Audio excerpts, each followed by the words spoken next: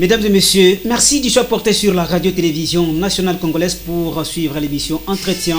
Aujourd'hui, nous parlons actualité. Actualité nous amène à la rubrique religion. Pour cela, nous allons recevoir bientôt là un invité que vous allez découvrir avec moi. Avec moi, voulais-je dire, nous allons parler de la fête de Noël selon les Kimbanguistes. Et pour cela, nous allons bientôt là recevoir le diacre Jacques Mouyeye Mouteba, qui est en même temps chef d'antenne de la Ratelki, entendez par là, radio télé Kimbanguiste dans la province du Haut-Katanga. Il fait son entrée. Noël, Noël, et Noël, et Noël. Tata Nzambe ayokeli baindo mawa. Atindeli biso mwana na ye babo makane kuluzu. Lelo ayeli biso la kombo ya dialungana. Aose aindo totielema tosepela mokonje ya dibiso. Aindo tosepela mokonje oyo ya libela. Aindo totielema tosepela mokonje ya dibiso. Aindo tosepela mokonje oyo ya libela. Mesdames et messieurs, notre invité est déjà en place. Il s'appelle Jacques Mouyeye Mouteba. Il est diacre. Il est chef d'antenne, chef de la station Ratelki dans la province du Haut-Katanga. Ratelki qui veut dire radio, télévision Kimbanguista. Bienvenue sur ces plateaux, diacre Jacques Mouyeye Mouteba. Merci. Nous sommes chez vous. Voilà, en passant, je vous signale que l'équipe est costaud. La prise de vue est assurée par Évariste Moussoukata Tingantal Diour, ingénieur Eric Mpoyo. La réalisation est tenue par Karine Matima et Nicole Ndolo. Voilà l'équipe d'aujourd'hui. Nous parlons de la fête de Noël selon les Kimbanguistes du monde entier. Le 25 mai reste et demeure la vraie date de la naissance de notre Seigneur, Jésus-Christ. Diacre Jacques Mouyeye Mouteba, n'est-ce pas ça?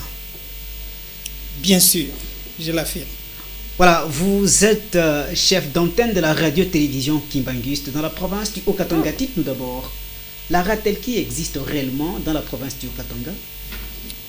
Merci beaucoup, monsieur le journaliste, pour la parole que vous nous accordez et l'honneur que vous avez fait à l'église Kimbanguiste de recevoir aujourd'hui l'un de ces diacres est responsable de la radio, l'antenne bien sûr, de la radio-télévision Kimbanguiste, Ratelki en sigle, sur ce plateau. La radio-télévision Kimbanguiste existe depuis décembre 2017. Et là, nous nous battons pour avoir des moyens d'installer le matériel ainsi que les émetteurs pour commencer réellement le travail. Mais qu'est-ce qui est fait jusque-là? Jusque-là, ce qui est fait, nous avons d'abord le plan de notre bâtisse. Il y a un bâtiment quand même là. Il y a un bâtiment, nous avons le plan et nous cherchons comment, avec quels moyens nous pouvons d'abord achever ce bâtiment. Mais de l'autre côté, nous cherchons par-ci, par-là, qui peut nous aider à avoir les deux émetteurs. Mais nous allons préférer commencer par la radio. Voilà, donc c'est NOS qui vient d'être lancé. La radio-télévision Kimbanguiste, la structure est là, si je comprends. La structure est bien posée et nous sommes seulement en train d'attendre et de toquer par-ci, par-là. Qui de bonne volonté peut nous prêter main forte pour augmenter sur les peu que nous avons afin que nous puissions avoir l'émetteur. Et l'église? L'église, comme vous le savez, nous avons un grand chantier, Nkamba, Nouvelle-Jérusalem, où nous devons construire les maisons d'accueil, nous devons terminer musée Simon Kimbangu, puisque d'ici 21, le 6 avril, ça fera 100 ans, le chef spirituel va accueillir beaucoup de gens et les efforts sont concentrés pour terminer ce musée et aussi les maisons d'accueil. Voilà, merci beaucoup Diacre Jacques Mouyeye Mouteba. après cette étape pasteur, je crois bien. Je Après ne- l'étape des diacres, c'est pasteur. On ne se proclame pas. Voilà, Ça quand- vient de soi, ça vient de la part de Dieu. Bah, revenons à nos moutons. Nous parlons de la fête de Noël. C'est pour ce 25 mai 2020. Mais la question qui se pose peut-être plus d'un, les téléspectateurs qui vous suivent, celle de savoir, est-ce qu'un kimbanguiste est réellement un chrétien? Les kimbanguistes sont aussi des chrétiens. Merci beaucoup pour la question. Nous allons tâcher d'apporter une réponse à cette question pour tous ceux qui ont encore des doutes sur les kimbanguistes. Les kimbanguistes sont vraiment des chrétiens. Nous devons Ça veut dire quoi? partir. Ils croient en Jésus-Christ de Je- Nazareth. Je vais y arriver. Nous devons partir de la définition ou de l'intitulé de l'Église. L'Église de Jésus-Christ sur la terre par son envoyé spécial, Papa Simon Kimbangu. Qu'est-ce que je veux dire par là? Le kimbanguisme, c'est le christianisme tel que Papa Simon Kimbangu l'a enseigné aux siens. Qu'est-ce que cela veut dire encore? Ceux qui nous ont apporté le christianisme, ce n'est plus un secret pour personne. C'est quoi la différence? Ce n'est plus un secret pour personne, c'était du christianisme parapluie pour faciliter la colonisation. C'est-à-dire, aller chez des Africains, ils connaissent Dieu au nom de Nzambiampungu, Vijimukulu et consorts. Ils savent que voler c'est mauvais. Ils savent que tuer c'est mauvais. Ils savent que sortir avec la femme d'autrui c'est mauvais. Vous, l'unique passage sur lequel vous allez vous appuyer, c'est de dire: heureux les pauvres en esprit, car le royaume des cieux est à eux. Ne leur enseignez rien d'autre. Ne leur permettez pas de lire la Bible, puisqu'ils vont découvrir beaucoup de choses. Alors, quand on parle maintenant du kimbanguisme, c'est le christianisme tel que Papa Simon Kimbangu l'a enseigné aux siens, c'est-à-dire, il leur a montré le vrai visage de notre Seigneur Jésus-Christ qui est amour. Puisque dans l'amour, tu ne peux pas fouetter ton semblable. Dans l'amour, tu ne peux pas vendre ton semblable au prix d'un drap anglais. Dans l'amour, tu ne peux pas piller les biens de l'autre. Bref, dans l'amour, tu ne peux pas mettre ton semblable en esclavage. Voilà le vrai christianisme, ou le christianisme tel que Papa Simon Kimbangu l'a enseigné aux siens. Bref, les kimbanguistes sont des chrétiens. Diacre Jacques Mouyeye Mouteba, peut-être une deuxième question qui me vient en esprit est celle de savoir vraiment la profession de la foi kimbanguiste. En ce qui concerne la profession de la foi kimbanguiste, cela s'y trouve dans les plusieurs écrits de l'église kimbanguiste, où je peux lire ce qui suit, si vous me le permettez. Oui, allez-y.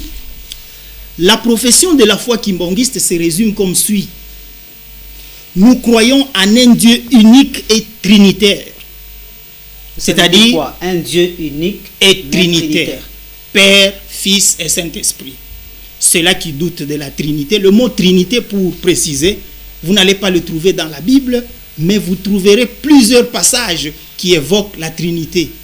Entre autres, quand notre Seigneur Jésus-Christ dit à ses disciples d'aller baptiser, ça doit être dans Matthieu, dit: allez, faites de toutes les nations mes disciples, les baptisant au nom du Père, du Fils et du Saint-Esprit.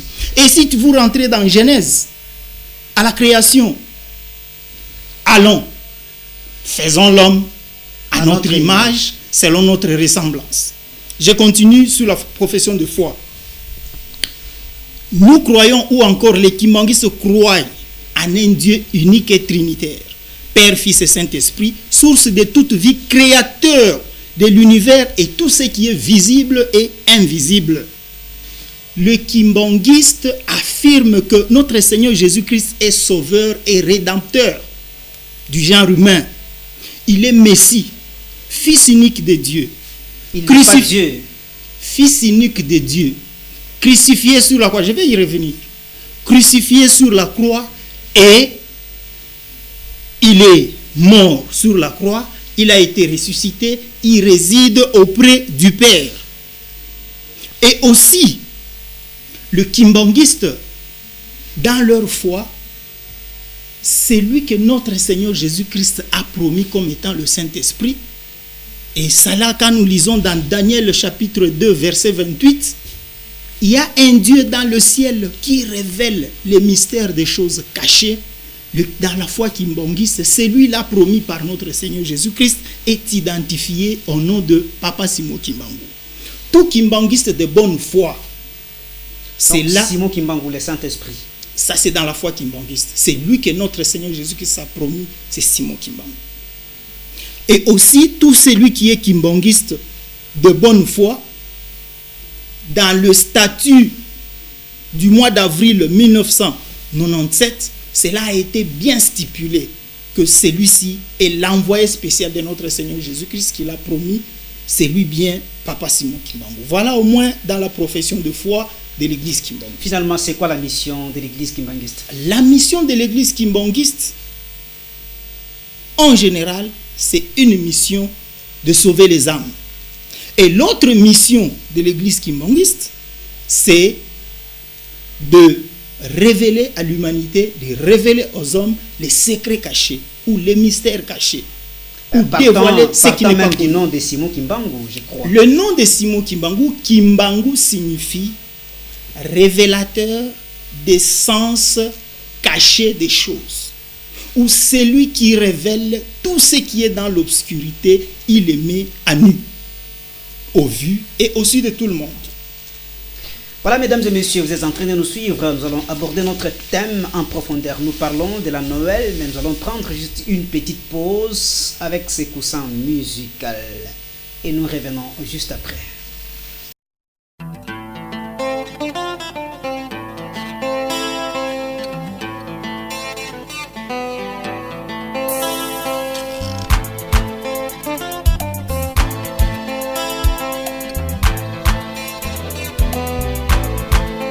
Tokendeni abetelemi kuna mobikisi abotami onakoya elieroe mobikisi lelo abotami.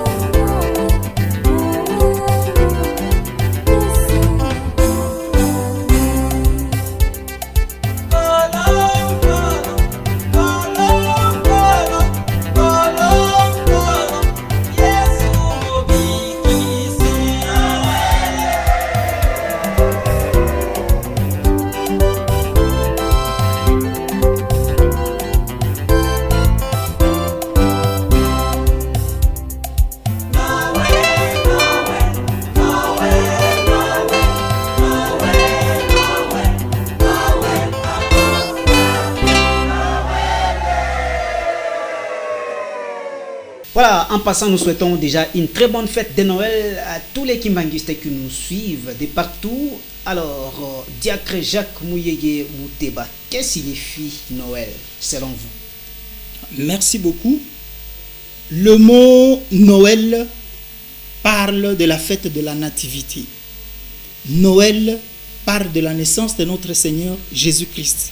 Mais dans la liturgie latine, Noël est la naissance de notre Seigneur Jésus-Christ.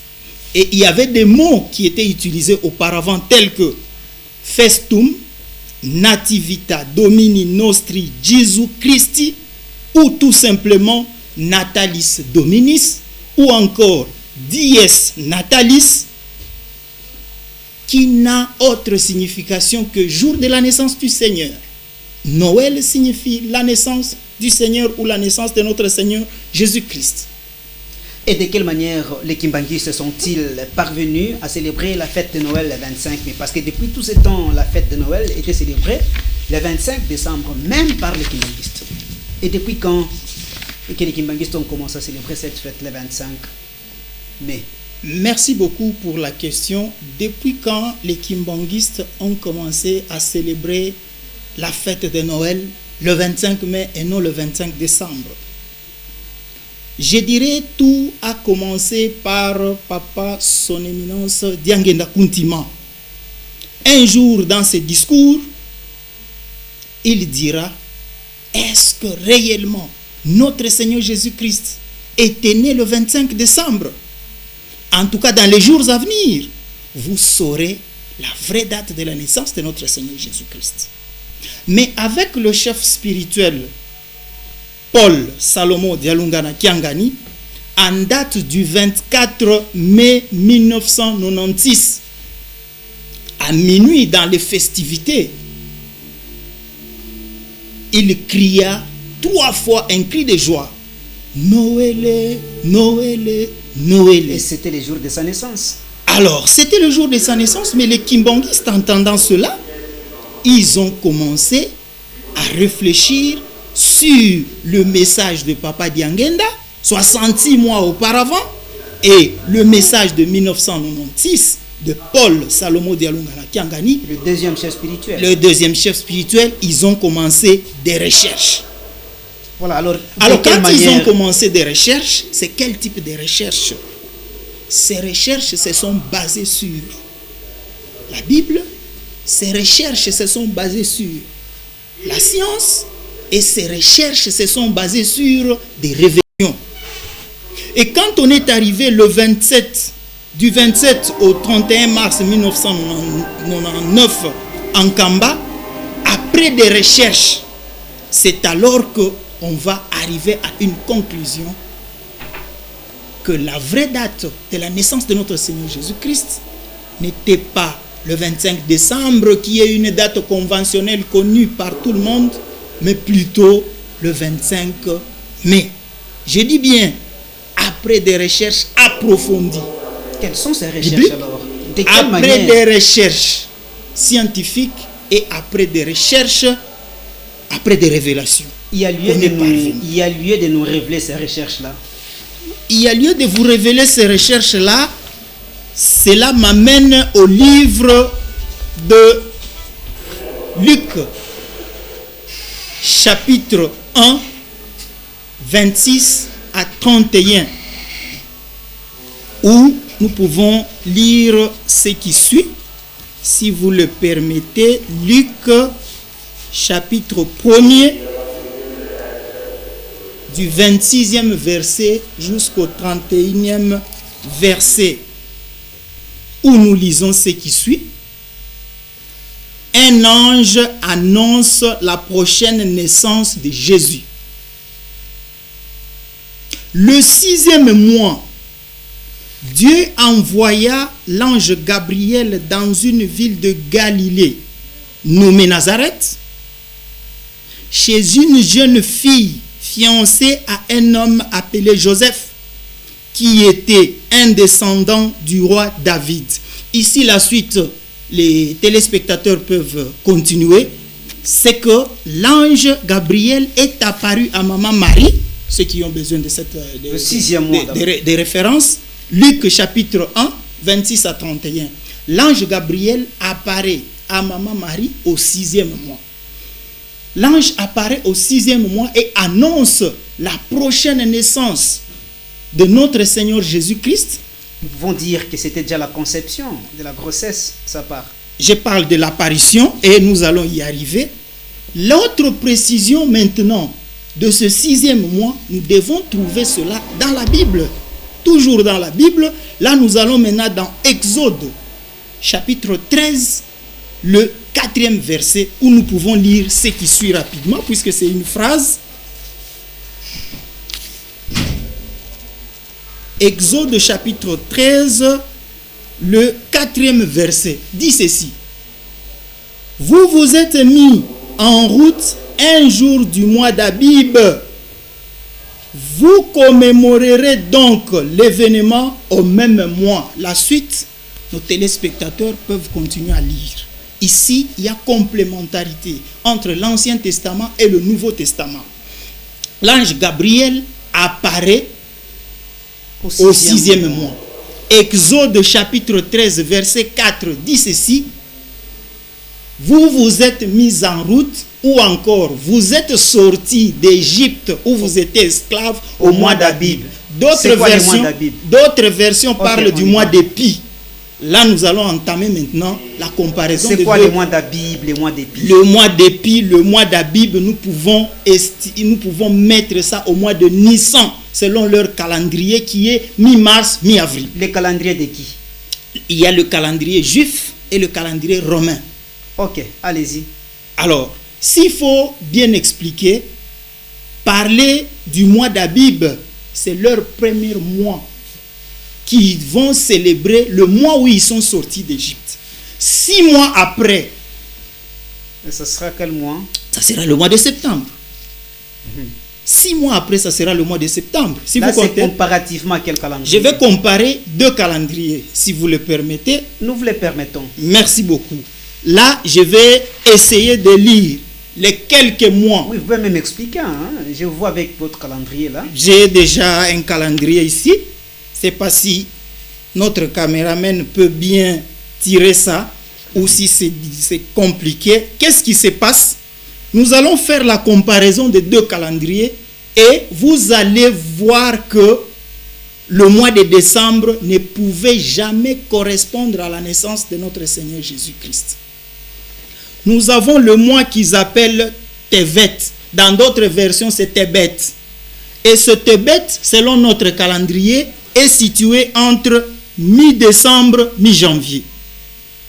Le mois Shevat est situé entre mi-janvier, mi-février. Le mois Adar est situé entre mi-février, mi-mars. Le mois Nissan, mi-mars, mi-avril. Le mois Liyar, mi-avril, mi-mai. Le mois Sivan, mi-mai, mi-juin. Tammuz, mi-juin, mi-juillet. Av, mi-juillet, mi-août. Elul, mi-août, mi-septembre. Tishri, mi-septembre, mi-octobre. Eshvan, mi-octobre, mi-novembre. Si les enfants d'Israël, leur premier mois qui célèbrent, c'est le mois d'Abib, où nous pouvons situer entre mars et avril, nous sommes Nissan, et que le 4e mois après, nous devons compter avril, mai, 6 mois après plutôt, selon Luc, avril, mai, juin, juillet, août, septembre. L'apparition de l'ange Gabriel à Maman Marie, c'est au mois de septembre. Selon les calendriers romains. Selon notre calendrier. Si notre Seigneur Jésus-Christ n'était pas né 4 mois plus tôt, il ne pouvait que naître 9 mois plus tard. Et si nous devons compter 9 mois plus tard à partir du mois de septembre... C'était tellement mystérieux, il pouvait naître aussi comme... Il n'était pas n'importe quel homme, même avec 3 mois il pouvait naître. Ok, même avec 3 mois il pouvait naître, mais ici, il a pris le corps humain, il a respecté l'évolution humaine. Il n'a pas fait de miracle, à 3 ans, à 4 ans. Il fallait une trentaine d'années pour qu'il commence son travail. Donc, il a grandi, il a aidé son père même dans la menuiserie. Donc, il était normal. Mais c'était une grossesse du Saint-Esprit. Il était homme et Dieu. Dieu s'est fait homme. Pourquoi? Il s'est fait homme pour d'abord montrer l'exemple aux hommes de l'évolution et de nous racheter du péché adamique. Il était homme, il était Dieu et il a suivi normalement. Et pour cela, il pouvait naître après avoir passé 9 mois dans le ventre de sa mère. C'est ce que vous voulez dire. Un garçon normal, un homme normal, il devrait passer 9 mois. Et si nous prenons à partir du mois de septembre, 9 mois plus tard, nous avons septembre, octobre, novembre, décembre, janvier, février, mars, avril, mai, nous allons totaliser 9 mois. Là, 9 mois. Et ces 9 mois ici tombent au mois de mai. Ces 9 mois tombent au mois de mai. Si 9 mois tombent au mois de mai, là, nous sommes du côté calendrier. Et nous avons évoqué 2 passages bibliques qui se concordent ou qui se complètent. Ceux qui disent que notre Seigneur Jésus-Christ est né au mois de décembre, cela n'est pas tellement vrai. Pourquoi? Puisque nous savons comment la date du mois de décembre a été adoptée comme étant une date conventionnelle de la naissance de notre Seigneur Jésus-Christ. Voilà, au moins en comparant les 2 calendriers et en évoquant les 2 passages, vous comprenez que au mois de décembre, notre Seigneur Jésus-Christ ne pouvait pas naître. Et en plus, l'autre raison, Luc chapitre 2, si vous lisez vers 28, quand l'ange vient annoncer aux mages la naissance de notre Seigneur Jésus-Christ, il les a trouvés dehors avec les brebis. Or, pendant ce mois-là, de l'autre côté, chez eux, il faisait très froid. Les bergers ne pouvaient pas être dehors avec leurs troupeaux. C'est un élément climatique qui témoigne aussi que notre Seigneur Jésus-Christ ne pouvait pas naître au mois de décembre. Voilà, je pense que ceci nécessite une étude beaucoup plus approfondie, surtout pour les chercheurs. Notre numéro est affiché, je ne sais pas, sur vos écrans. Il suffit simplement de nous atteindre. Nous allons vous mettre en contact avec Diacre Jacques Mouyeye Mouteba. Alors, nous allons souffler encore un peu avec de la musique et nous continuons avec lui juste après.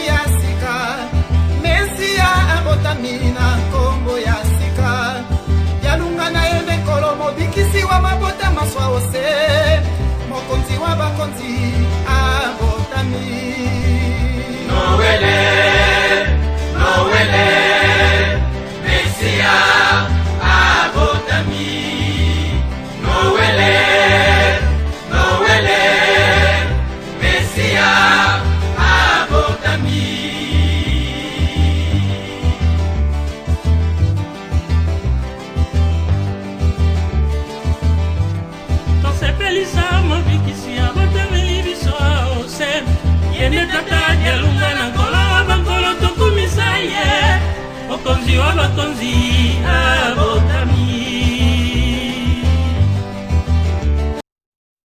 tosepelisa mobikisi abotameli biso ose yende tata dialunga na nkolo bankolo tokumisa ye mokonzi wa bakonzi abotami Noele, Noele, Mesia, abotami.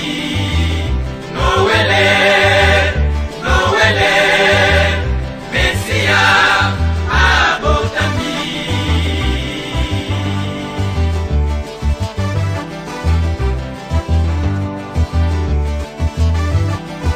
Unaomoka kamba Yerusalemu ya sika Mesia abotami na Kongo ya sika Yalungana yende kolo mobikisi wa mabota mazose mokonzi wa bakonzi abotami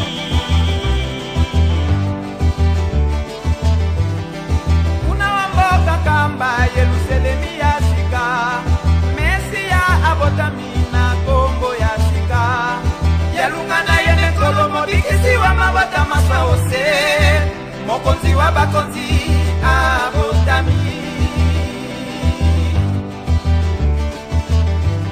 tosepelisa mobikisi abotameli biso awa ose yende tata dialunga na nkolo wa bankolo tokumisa ye mokonzi wa bakonzi abotami Noele, Noele, Mesia, abotami. Noele, Noele, Mesia, abotami. Noele, Noele, Mesia, abotami. Noele, Noele, Mesia, abotami. Noele, Noele, Mesia, abotami. Noele, Noele, Mesia, abotami. Noele, Noele, Mesia, abotami. Noele,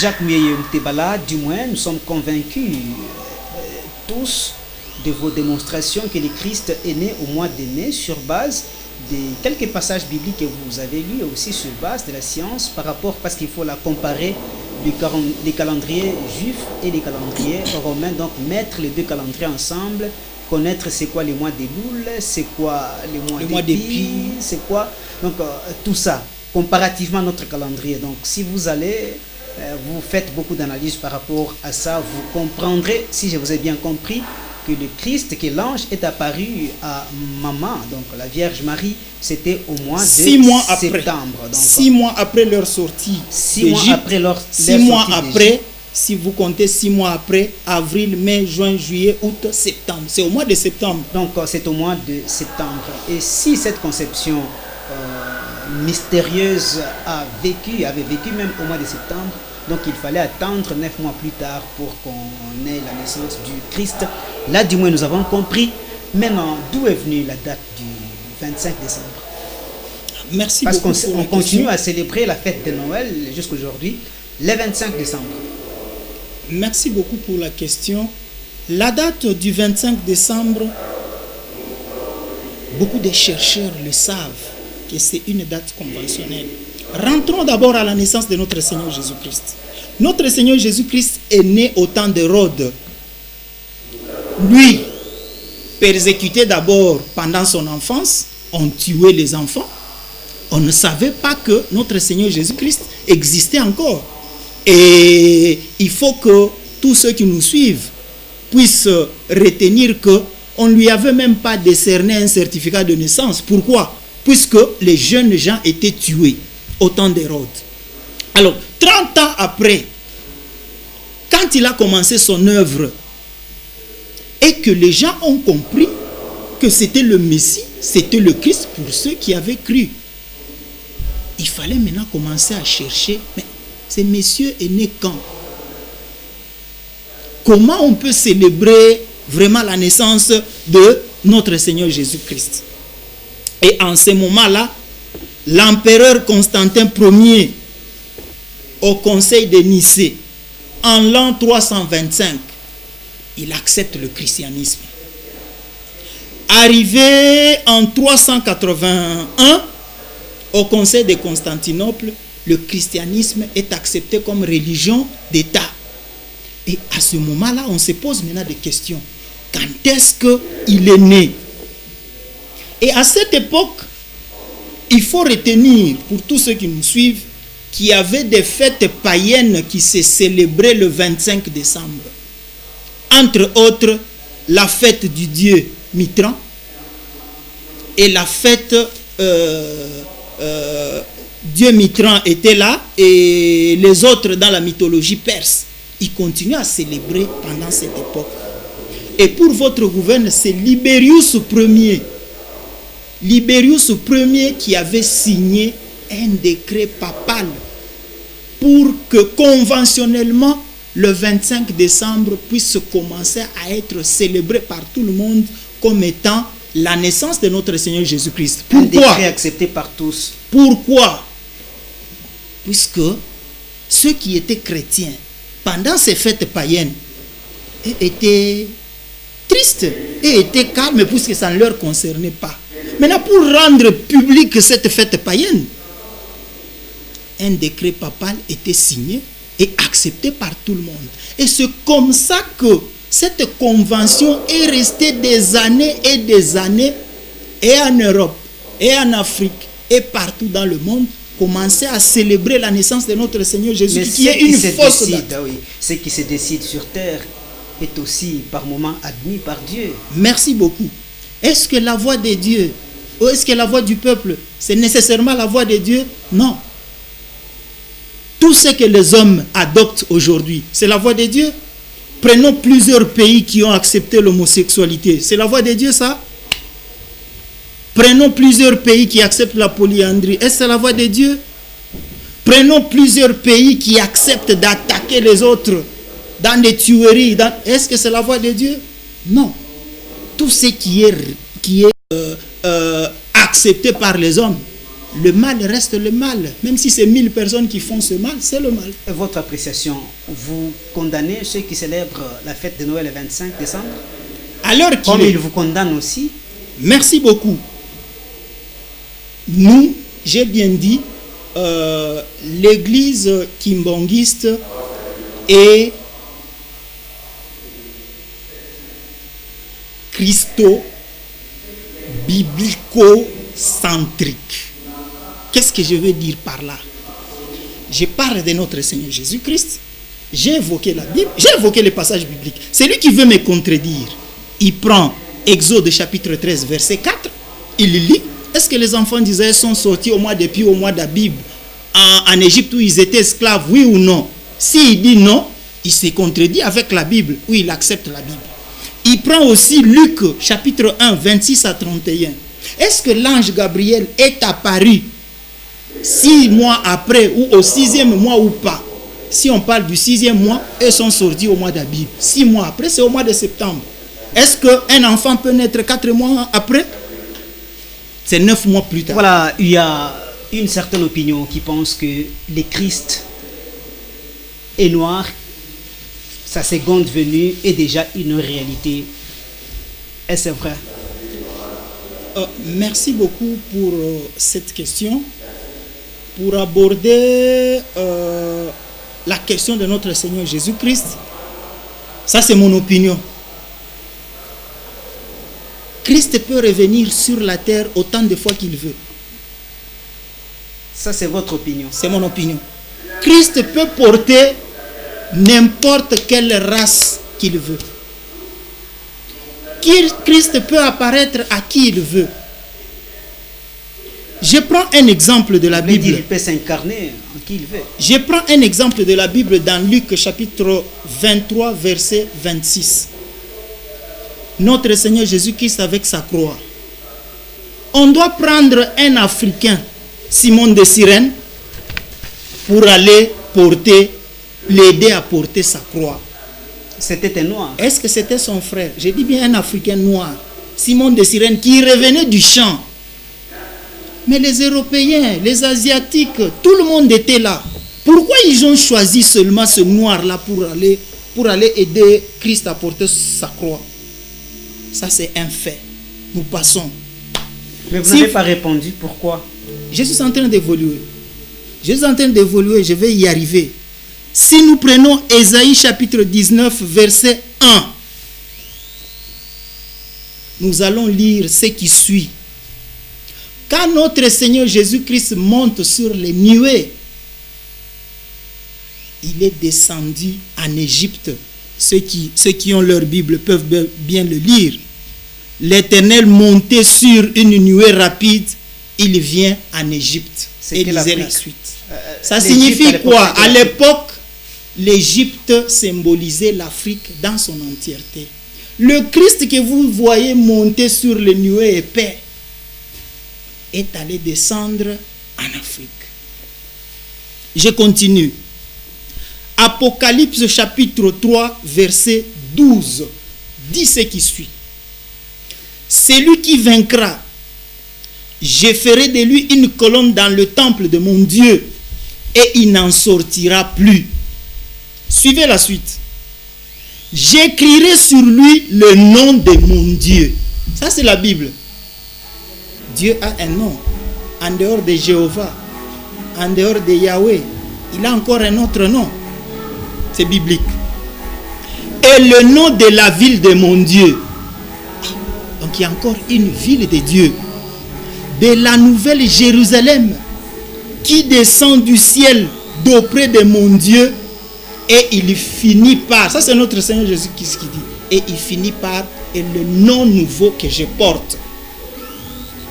Si j'évoque ce passage, je vais chuter par Matthieu chapitre 21, verset 43. Qui dit quoi? Qui dit ceci? Notre Seigneur Jésus-Christ s'adresse aux Juifs, ses frères de race. Il dit ceci. Vous avez tué les prophètes, vous avez tué les messagers, vous avez tué les juges et les autres, et aujourd'hui vous vous emparez à moi, Fils de Dieu, mis sur la croix. Il dit ceci, ça c'est une décision du déplacement du royaume de Dieu. Il dit ceci, ce royaume vous sera enlevé et sera donné à un autre peuple qui en produira ses propres fruits. Nous avons quand même. Donc, et ici, nous avons quand même aussi la Bible. Hein. Et ici, ce passage, merci beaucoup. Et ici, ce passage veut tout simplement nous dire que tout ce qu'on nous a enseigné à l'école, l'Afrique est le berceau de l'humanité. L'Afrique est le berceau de l'humanité. Ça, c'est venu de l'Europe. Ce n'est pas l'Africain qui a enseigné ça. S'ils disent ça, ils savent. Si l'Afrique est le berceau de l'humanité, alors où était créé le premier homme? Si l'Afrique est le berceau de l'humanité, où se trouvait le jardin d'Éden? Si l'Afrique est le berceau de l'humanité, pourquoi le monde dans son ensemble braque ses yeux sur l'Afrique? Puisqu'il y a et le matériel et le spirituel. Dieu avait mis tout sur place. Je vais chuter par une révélation du Saint-Père de l'Église catholique romaine. Pour ceux qui lisent, allez chercher Jeune Afrique économique. C'est une revue. C'est une revue. Jeune Afrique économique du mois de septembre 1990, où le pape dit ceci: Dieu est noir, Christ est africain. Noirs, cherchez votre identité. Il ajoute en disant ceci. Si la sève est celle de l'Église universelle, il faut que le fruit ait la saveur de l'Afrique. C'était très significatif, mais à cette époque, les gens n'ont pas voulu chercher. Pourquoi il avait dit ça? Or, Il savait. il voulait tout simplement révéler le secret du mystère de Fatima, C'était quoi ce secret? où la jeune dame, où la Vierge noire était apparue à 3 jeunes hommes au Portugal et leur annonçait que Christ, dans sa seconde venue, était né et il vit au nord de l'Angola. Ça, c'est C'était quoi une le nord révélation. de l'Angola? C'est quoi? C'est quelle province encore? Parlons du nord de l'Angola. Nous avons le Congo central est au nord de l'Angola. Le Congo central est au nord de l'Angola. Oui. Maintenant, on est d'accord avec vous jusque-là. Ouais. 25 mai. Oui. Comment êtes-vous arrivé à la journée du 25 mai? Et c'est quoi les noms nouveaux du Christ? Et c'est quoi la ville nouvelle où devrait habiter Christ? J'ai parlé de Apocalypse, où Dieu évoque, où notre Seigneur Jésus-Christ parle de son nom nouveau, de la nouvelle Jérusalem qui descendra du ciel. Dans la foi kimbangiste, après des révélations, dans les cantiques, dans les magistères, après ces lectures approfondies de la Bible, et d'après toutes ces recherches, je dis bien dans sa seconde venue. Et j'ai répété auparavant que notre Seigneur Jésus-Christ peut venir sur terre autant de fois qu'il veut. Et avec le mystère de Fatima, avec la déclaration du pape Jean-Paul II de l'Église catholique dans la revue économique du septembre 1990, cette révélation du nord de l'Angola coïncide exactement le 25 décembre 1916, la naissance du second chef spirituel Paul Salomon Dialungana Kiangani. Dans la foi kimbangiste, dans sa seconde venue, il est identifié à Paul Salomon Dialungana Kiangani. Je l'ai bien dit. Et il a pris la peau noire. Il a pris la peau noire. Je l'ai dit, Dieu n'a pas besoin de choisir les peaux. Il peut prendre n'importe quelle peau. Il peut apparaître à qui il veut. Il peut se démontrer à qui il veut. Il peut se révéler et se cacher à qui il veut. Alors que Satan est identifié à un noir. Merci beaucoup. Si vous dites que Satan est identifié au peau noire ou à l'homme noir, ce n'est que l'aliénation mentale. Quand le colonisateur est venu, il a trouvé de bonnes choses aux Africains. Qu'est-ce qu'il voulait faire? Il a dit, vous qui êtes noirs, Dieu ne vous connaît pas, vous devez passer par nous. Tout ce qui était chez les Africains n'était pas mauvais. S'il n'y avait pas le mortier et le pilon, on ne pouvait pas fabriquer, on ne pouvait pas concevoir les minoteries. S'il n'y avait pas de bateaux, on ne pouvait pas concevoir les paquebots et les autres. S'il n'y avait pas la petite roue avec nos ancêtres, on ne pouvait pas aujourd'hui des tracteurs pour cultiver. Et sachez que la grande civilisation vient de l'Afrique. Et les grands savants viennent de l'Afrique. Nous sommes dans un processus, puisque ce n'est pas l'objet de notre émission d'aujourd'hui. J'allais peut-être développer où est-ce que le problème a commencé avec l'homme noir pour qu'on soit maintenant dans un processus de la réhabilitation de l'homme noir. Ça voilà. Devient une autre paire de manches. Diacre Jacques Mouyeye Mouteba, les kimbanguistes vous suivent, les non-kimbanguistes vous suivent. Quel message avez-vous à leur donner? Merci beaucoup, monsieur le journaliste, pour la parole. L'intellectuel africain, l'intellectuel Congolais plus précisément, nous avons quelque chose de non appréciable dans notre manière d'agir et de comprendre les choses.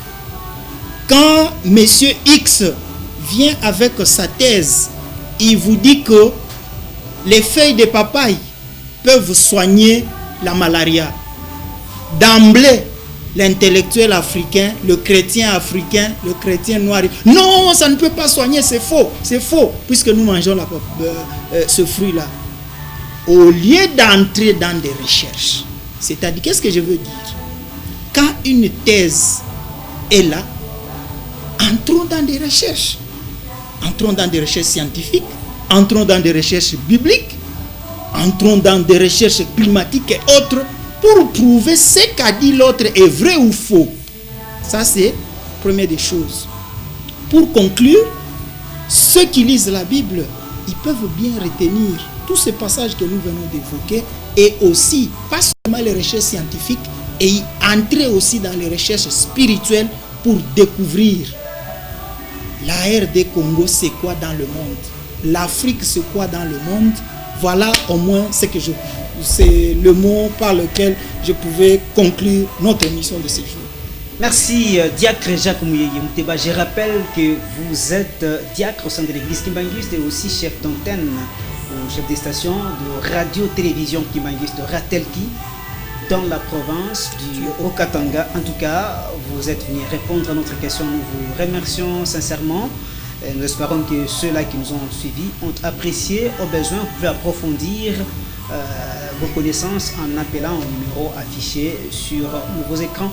Nous disons merci à l'ingénieur Eric Mpoyo, à l'ingénieur Tatingan de Taldiour, à l'ingénieur Évariste Mouzuka. Merci à nos consoeurs Karine Matima, Nicole Ndolo. Billy Masumbuko a programmé cette émission qui est supervisée par le directeur Basile Senga Ndalamba. Mesdames et messieurs, merci à vous tous de l'attention que vous avez accordée à cette émission, avec l'espoir de vous retrouver prochainement. Au revoir. Au revoir.